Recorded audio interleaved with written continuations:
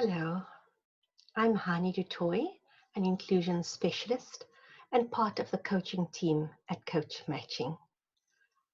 I'd like to share this presentation with you to support leaders who are grappling with leading with agility in this era of COVID and lockdown. I recently had the opportunity to work with 50 business owners, and one of the questions I asked them was how they're feeling several weeks into lockdown. And this was some of their responses. You can see by the number of words that are expressed here that generally people are feeling rather stressed, frustrated, anxious, uncertain, unsure, exhausted, confused and uncertain, discouraged, ill-informed, frustration, apprehensive, loss. Many people are feeling an experience of grief. And then there's also a splattering of some positive words. People are feeling relaxed, optimistic, hopeless. But if you look at the size of the words in this word cloud, then you can see that the biggest ones are the ones that were most frequently posted. And those express a state of mind that's quite run down, quite stressed. The question you may want to ask is, how do we lead in this state? Because I'm sure you'd agree, if these business leaders were feeling this way, 50 of them, it's a good reflection of how you may be feeling and certainly how your stakeholders are feeling at this time. So what does that mean for how we move forward, how we lead with agility?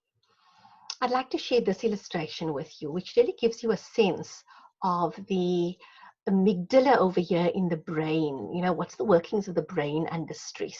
The reality is that the amygdala goes into high alert, and that's this pinkish red section over here, because an experience of stress is often an experience of distrust. We're uncertain about so many things. We can't trust what worked in the past to work in the future or to work at present. We don't get to see our teams in action, so there may be levels of not trusting what their performance is, what they're dealing with. And we're also not trusting necessarily what the situation is, what can we count on. When the brain's in high alert, it releases high levels of cortisol, adrenaline, and testosterone to help us to survive whatever the perceived threat is. Now, going into the survival mode means we go into an automatic flight, fight, freeze, or appease mode. None of these modes give you access to this blue region in the diagram of the brain, this blue region, the neocortex or the prefrontal cortex, which together really gives us our best thinking. We do our decision making, executive thinking, our rational mind, our creativity, our problem solving, our highest levels of communication, all actually take place in this region of the brain that under stress we don't have the best access to. In other words, under stress and strain, the brain's capacity radically drops. And so you may ask, well, if that's the fact, how do we lead effectively in this time? And so in looking at this idea of how do we reach for agility, I'm sure you'd agree that for us to be agile and responsive in the moment with adaptations in real time, we need to stretch regularly. And I'm sure as leaders of businesses, you've already experienced doing that. I'm going to invite you to stretch backwards in an arch. What do I mean by that?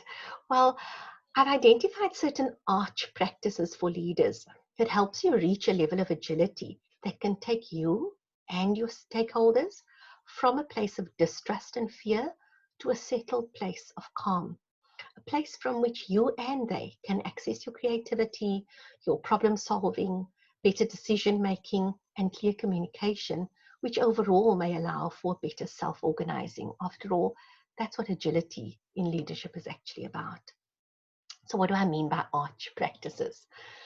Well, it's an acronym I've designed that actually includes acknowledgement, reframe, compassion in community, and humanize. So let's unpack these elements together. By acknowledging, I mean that yes, we've been moaning about this, we've been pushing through it, but it's not really COVID we need to acknowledge. It's the root of our anxiety and our stress. And so we need to acknowledge that there's uncertainty and anxiety all around us. And this uncertainty includes how we navigate the future, what we can count on, what kind of strategies will and won't work. And these uncertainties and anxiety is what is beneath our sleeplessness and our restless edginess that many leaders are feeling. And if we don't name this uncertainty and the many different stresses behind it, then we may find ourselves, just riding the stress wave. Whereas when we acknowledge what there is to deal with, then we can step back from it. It's outside of us. It's no longer just a feeling or thought coursing through us. And it also allows us to look at this thing that's stressing us, this thing that we're reacting to, and ask more meaningful questions about it. Who can partner us in planning? Who can we pair up with to do some thinking? Who can we soundboard our ideas with? But if we don't name the many different things underlying our anxiety or triggering our anxiety, then there's very little action that we take that may actually be of value and that may make a difference. So an important part of identifying what's caused anxiety is that we've experienced our leaders not necessarily acknowledging what they don't know or over-promising. And this is a pitfall all of us could fall into. So when we're straight with our people, and this is important, we do need to acknowledge that our commitment and our vision hasn't altered. But perhaps we need to find a different route towards our targets. Perhaps we need to acknowledge that our targets that were set are no longer achievable or attainable. So we need to tell our stakeholders what to expect and what responses and shifts there are going to be in real time. In other words, we need to tell them that we're all playing it by ear. We need to reassure them that playing it by ear doesn't mean that we're not doing the thinking or the strategic planning. But the fact is, none of us have done this before. So it's ludicrous to pretend that we actually know how it's going to go. If we feign certainty, if we pretend that we know, then that's going to really break down the trust that people have in us, because people are looking for a different kind of leadership at the moment. Equally, we need to acknowledge the positives. So as we said, acknowledging uncertainty and that perhaps we don't know. Acknowledging the positives, though, is the many different things, and there are an infinite number of positives around us. Sometimes it's as simple as acknowledging that people have shown up. It's as simple sometimes as hearing that we can assure somebody that, we are here to talk if they need, to reassure people that they're not alone, that we've also felt and experienced what they may be going through. And another element of acknowledgement is appreciation. And this is really pointing to looking at how people have shown up over this several weeks that we've endured, lockdown and COVID and the stresses that come with it. And that may be acknowledging the tenacity of some of your team members whom you know are juggling the role of parent, of teacher, of housekeeper, and several other hats that they are wearing. You may want to acknowledge the resilience. You may want to acknowledge that they're working despite their fatigue. Look for the specific things that you could sincerely appreciate. Keep it real. And this balance or tandem of bringing acknowledgement and appreciation goes a long way in regulating the cortisol or down-regulating cortisol and adrenaline. And this leaves people feeling seen, valued, and appreciated, and allows them to not feel so alone. What do we mean by reframe in this acronym ARCH? Well, if we said that everybody's feeling stressed, then maybe this is a good image of how some of your team members are feeling. And I've certainly experienced that several of the people I'm coaching are pushing 8 and 10-hour days while needing to juggle other roles as well. And this isn't a healthy space to be in. So how do we move them from this to this? How do we have them reframe? What is there to reframe? Everybody's been talking nowadays about the new normal, as if it's already been created. But truth be told, it hasn't. It will require us to reframe individually, as teams and organizations, and as a society. So I'd like you to just think about, what do you think is the number one value people are looking to do business with? What's the number one value that you're looking for when you choose to spend money with an organization or a service provider in this climate? I'd like you to consider that what people are looking for is a reframe of our priorities. They're wanting to see that we're not just saying we're putting people before profit.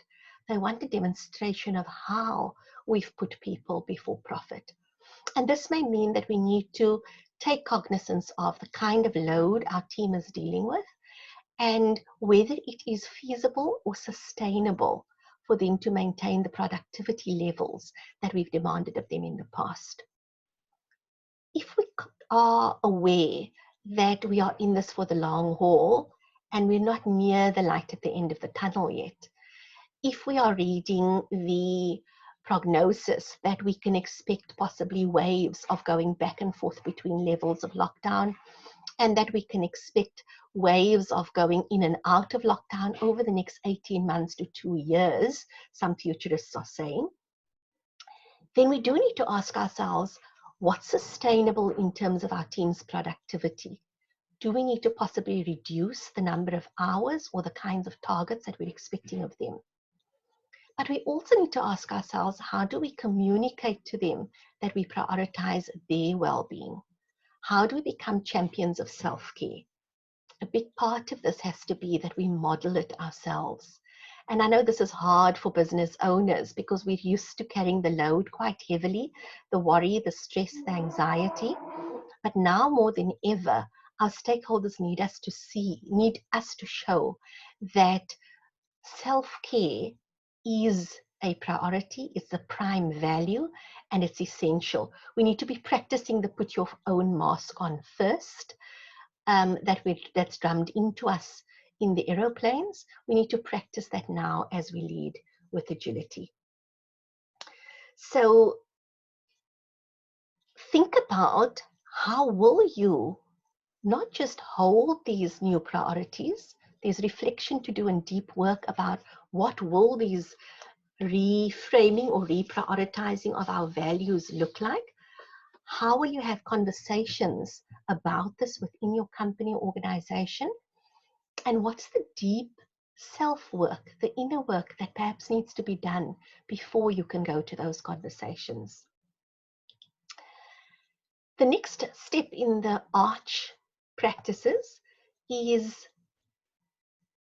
compassion in community. Now, you may wonder what I mean by compassion in community. They're not generally business buzzwords.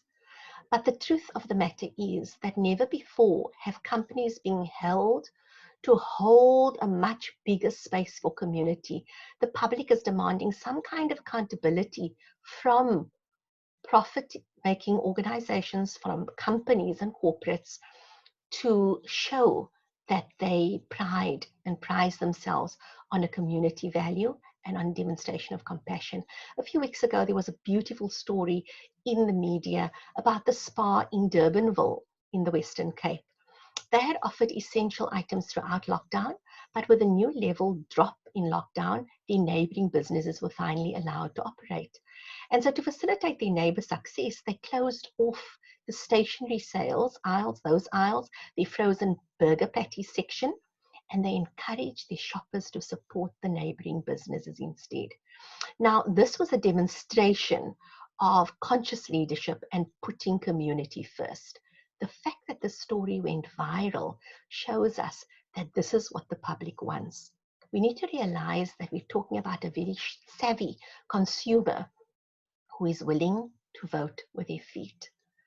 People are not going to put their money or maintain their loyalty when this is merely a tagline. It's got to go beyond that. Of course, your internal community is your primary community. And so they need your compassion at a very personal levels. Ask yourself, when last have you made care calls to your people?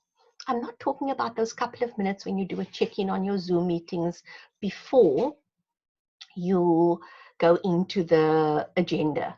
I'm talking about a one-on-one telephone call where you just check in with somebody whom you know also is caring for perhaps the elderly parents or tiny children, or have a sick person in their home, or somebody who's at that level in your organization where they're not really on the Zoom calls, but you want to check in on them. This is not about performance or work or updates. This is about actually expressing a human-to-human care. But the broader community issues of hunger, inequality, access to healthcare services, clean water, gender-based violence, these have never more been in our faces as business owners. It's affecting all our stakeholders. Whether you see it as directly or indirectly impacting your business, it's certainly impacting the people who are related to your business.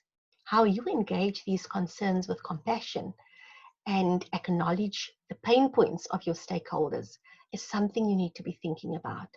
Of course, it's impossible for every company to touch on all the different pain points, but people are wanting to see some expression from your business that you're engaged with concerns bigger than your own bottom line.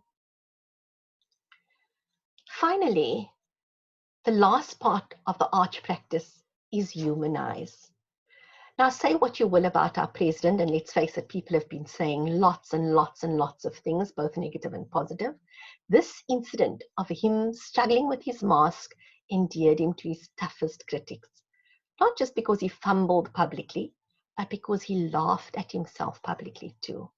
So what's the learning for us as leaders of organizations and companies?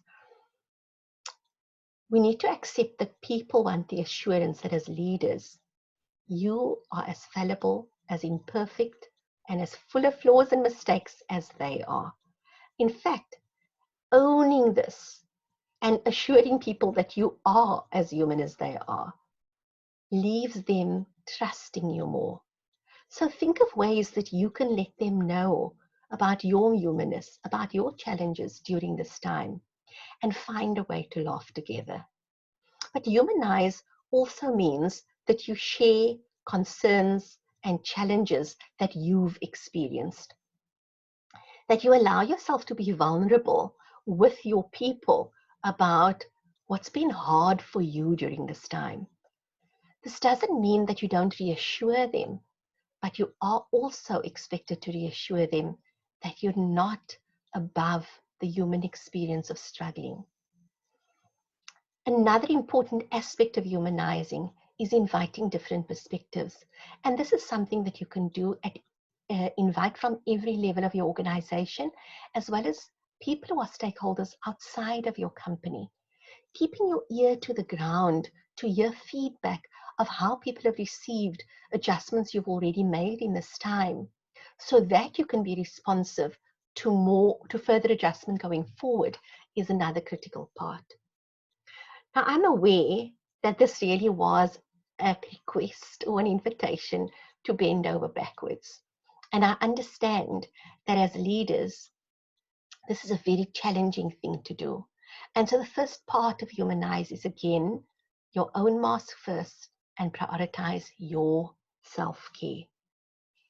The arch practices will definitely be a stretch from the usual culture or from what was the norm in the past that you may be acting from, or maybe these are practices that you're already familiar with. But I'd like to ask you to revisit them so that you can reach for agility, leaving you and your stakeholders lighter, fitter as a leader and as a company, despite the stressful era in which we lead. I'd like to thank you for being willing to engage in what the arch practices are. And so just to review, acknowledge what there is, what we don't know, reframe our values and our priorities, exercise compassion in community and with yourself, and humanize. It's okay if you're not okay as a leader. Thank you so much for listening through this presentation by CoachMatching.